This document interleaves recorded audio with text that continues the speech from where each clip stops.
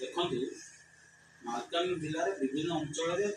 प्रचुर परिमाण गंजेई चाष होची विशेषकर चित्रकुंडा सीमांतवर्ती पहाड़ जंगल इलाका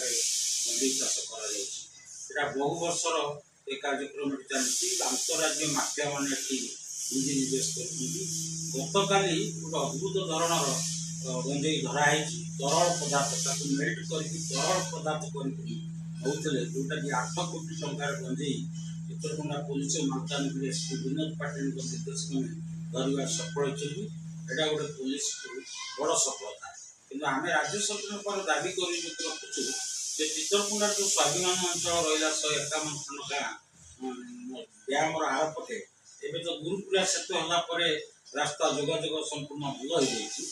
अंचल जलवायु भल से अंचल माटी उर्वरता अच्छी जल संपद अच्छी से अंचल आदिवासी मान परिश्रम करती चाषबास करती आम सरकार को कहूँ से 151 खंड गाँव में गोटे बड़ धरण कृषि भित्तिक गोटे पैकेज घोषणा करूँ प्रोजेक्ट घोषणा करूँ गोटे अर्थकारी फसल अंगुर चाष सेउ चाष आंब काजू लिचु एभली अर्थकारी फसल से अंचल से अंचल लोक हलदी चाष करती से अंचल लोक मांडिया चाष करती से अंचल लोक को प्रोत्साहन राशि से भाव सरकार आतिथ्य दौना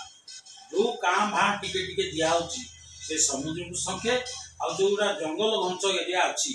से अंचल बिल्कुल सरकारी योजना पहुँचना जहाँ फल कि लक्ष लक्ष लोक सरकारी लक्ष लक्ष लोक ये गंजेई चाष में माति कि आउ गोटे दुर्भाग्यजनक कथा होची गंजेई चाष रु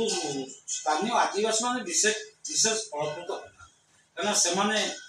जो चाष कर आमदानी कर किलो पिछा 500 टंका पाऊला बेले अंतरात बजार में गंजेई किलो पिछा 20,000 10,000 20,000 टका अच्छी तेणु से खाली बुकुचा बोईवा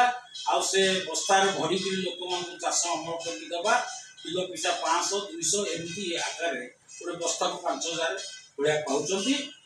संस्था पाइले गंजेई बिकिले 50,000 टका पाइले किंतु तार मूल्य